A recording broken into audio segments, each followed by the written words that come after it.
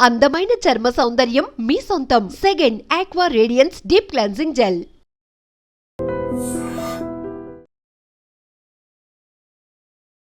నమస్కారం, welcome to I dream. ధర్మ మార్గం విత్ విజిత కార్యక్రమానికి స్వాగతం.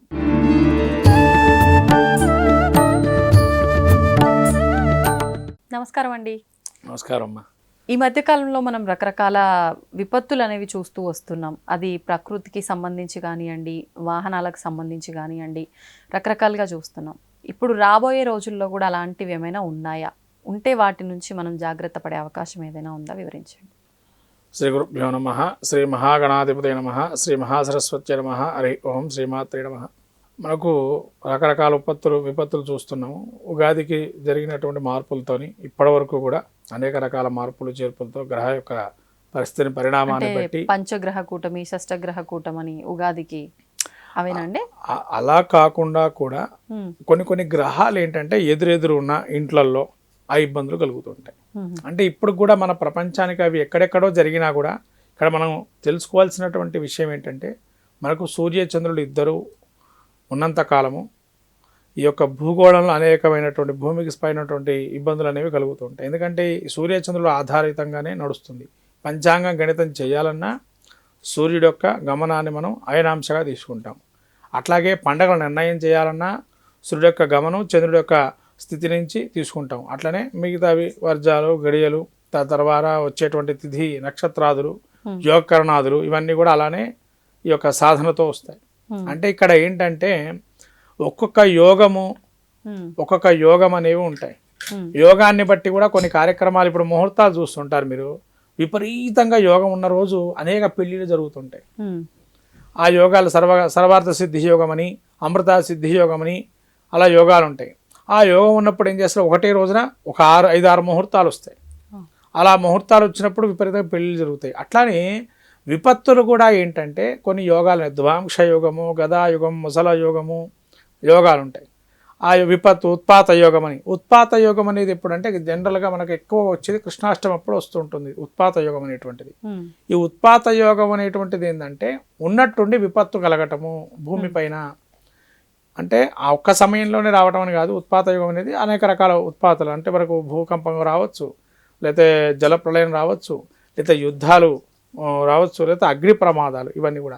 అయితే ఇప్పుడు కాలంలో ఏదైతే మనకు సమసప్తాకాదుల్లో ఏవైతే ఉన్నాయో, శని కుజుల యొక్క సమసప్తాకాలు ఉన్నాయో, ఇది ఉన్నంత కాలము కూడా ఉత్పాతాలు ఉంటాయి. తర్వాత మనకు అమెరికాలో డిసెంబర్లో జరిగిన సంఘటన చాలామందికి తెలియదు. డిసెంబర్ నుంచే మనకు వైమానిక ప్రమాదాలు జరుగుతున్నాయి భూమి మీద. అంటే అంత క్రితం జరగలేదా అంటే, అక్కడి నుంచి ప్రతి 10 రోజులకి, 2 రోజులకి, 3 రోజులు జరుగుతూనే ఉన్నాయి.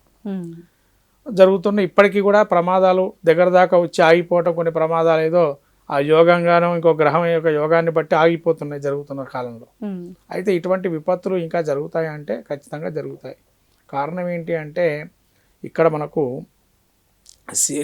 శని యొక్క వీక్షణ కుజుడి మీద పట్టడం, అష్టమ సప్తమ స్థానాలతో, అలానే రాహు కూడా ఇక్కడ కలుస్తున్నాడు. ఇక్కడ విషయం అంటే రాహు శని కలవటం కూడా చాలా, అంటే వక్రగతిలో ఉన్నాడు శని. ప్రస్తుతం రేపు 13వ తారీఖు నుంచి వక్రగతిలో ఉంటాడు.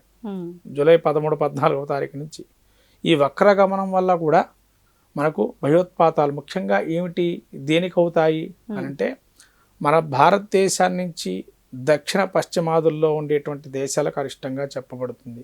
ఓకే, పశ్చిమాది దేశాలకి. అట్లానే కుజుడు ఉండే ప్రాంతం ఏదైతే ఉంటుందో ఆ ప్రాంతానికి అగ్ని ప్రమాదాలు విపరీతంగా జరుగుతుంది. అంటే ఏ ప్రాంతం అని చెప్పొచ్చు? కుజుడు ప్రస్తుత కాలంలో మనకు జూలై 28వ తారీఖు, 18వ తారీఖు నుంచి కూడా ఈ యొక్క కుజుడు కన్యారాశిలో సంక్రమిస్తున్నాడు. ఈ కన్యారాశిలో సంచారం ఎప్పుడైతే జరుగుతుందో ఇది సమసప్తాక స్థితి ఉంటుంది. అంటే 180 degrees. అంటే మనకు కొన్ని గ్రంథకర్తలు కొంతమంది చెప్పారు, 180 degrees, 190 degrees, 90 degrees, 45 degrees సంబంధించిన కొన్ని ఫలితాంశాలు ఉన్నాయి. దాన్ని తీసుకున్నట్లయితే అవి కొన్ని మంచివి చెడువి సంబంధించినవి ఉంటాయి. మిశ్రమ ఫలితాలు కూడా ఉంటాయి దానివల్ల. అంటే జన నష్టం, ఆస్తి నష్టాలు అనేటువంటి కలిగే అవకాశాలు ఉంటాయని. ముఖ్యంగా శని కుజుల యొక్క సంయోగం వల్ల ఏం జరుగుతుందంటే భూకంపాలు ప్రత్యేకంగా వస్తాయి. కుజుడు భూమిపుత్రుడు.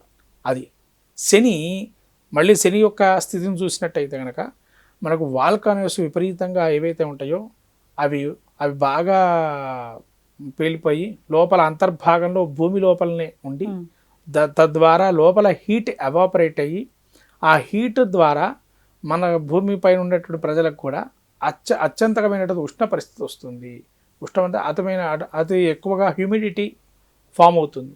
దానివల్ల ఏమవుతుంది, జనాలు ఉన్నటువంటి ఊడిపడిపోతుంటారు, అంటే ప్రాణ నష్టం జరిగే అవకాశం ఉంటుంది ఆ వేడికి. కాబట్టి ఇవన్నీ కూడా ఉపద్రవాల కిందనే తీసుకోవాలి.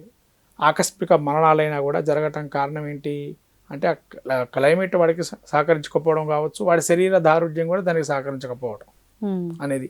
ఇది ఉపద్రవాలు అయితే ఖచ్చితంగా నవంబర్ 28వ తారీఖు వరకు ఒక విధానంగా చూస్తే, ఇంకో విధానం ఏంటంటే శని రాహువులు పరిపూర్ణంగా 30 డిగ్రీల వ్యవధిలో ఉండాలి అని చెప్పి శాస్త్రం చెప్తుంది.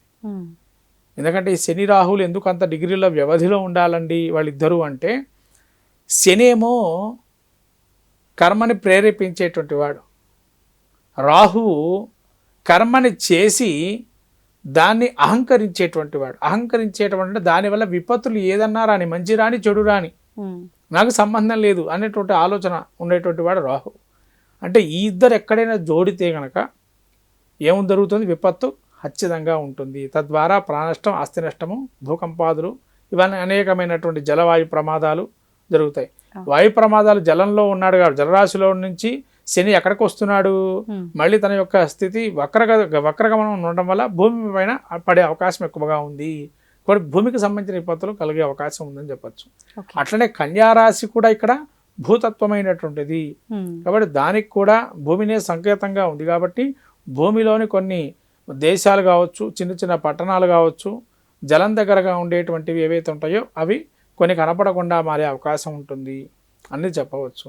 దాని ద్వారా ఇంకోటి అంటే శని రాహువులు దగ్గరగా ఉన్నారు కాబట్టి వాయు ప్రమాదాలు జరిగే అవకాశం ఎక్కువగా ఉంది. ఇంకా తర్వాత వాయు ప్రమాదాలతో పాటు జల ప్రమాదాలు తక్కువయ్యి వాయు ప్రమాదాలు ఎక్కువైతాయి, యుద్ధ భేరులు ఎక్కువైతాయి, పరస్పరంగా యుద్ధాలు చేసుకునే అవకాశం ఎక్కువగా ఉంటుంది. ఇక్కడ సైన్యాధ్యక్షుడు, ఇక్కడేమో ఈయనేమో యువరాజు. సైన్యాధ్యక్షుడు ఏం చెప్తే రాజుగారు ఏం చెప్తే సైన్యాధ్యక్షుడు పాటిస్తాడు గ్రహాల్లో. ఇక్కడ యువరాజు శని, అంటే యువరాజు కూడా రాజు అంతటి వాడే కదా, ఆయన చెప్పింది కూడా చేయాల్సిందే కదా. కాబట్టి ఈ శని కుజుల పరస్పర యొక్క వీక్షణ ఏదైతే ఉందో సపసప్తాక వీక్షణ ఖచ్చితంగా విపత్తులను సూచిస్తుంది. అట్లనే శని రాహుల యొక్క స్థితి దగ్గరగా 30 డిగ్రీల లోపల ఉంది కాబట్టి వీరిద్దరి వల్ల కూడా ప్రమాదం పొంచి ఉంది. కాబట్టి చాలా జాగ్రత్తగా ప్రజలందరూ కూడా, అంటే ఇక్కడ మన యొక్క భారతదేశమే కాదు భౌగోళిక ఖగోళ శాస్త్రం అంతా చెప్పుకోవాలి. ఎందుకంటే గ్రహాలు మనొక్కడికే గ్రహాలు కావు, ఎందుకంటే పైన ఆకాశంలో గ్రహ లోకాలు ఉంటాయి కాబట్టి మనం సంచరించే ఆకాశంలో నవగ్రహ సంచారం జరుగుతుంది కాబట్టి భూమి పైన ఉంటుంది కాబట్టి భూమిలో ఎక్కడైనా కూడా ఆ యొక్క ప్రభావం పడుతుంది.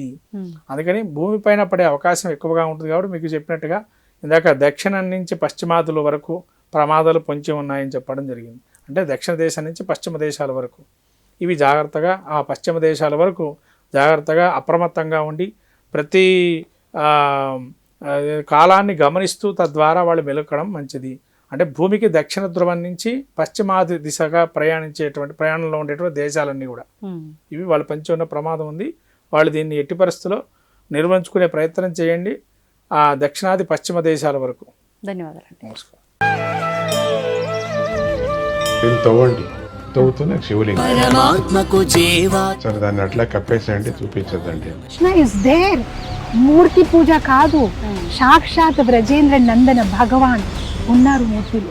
ఏమీ ఆశించకుండా ఆరాధించే వాళ్ళు కూడా ఉన్నారా ప్రభుజీ? నిజమైన భక్తి అంటే మనకు తెలియదు కాబట్టి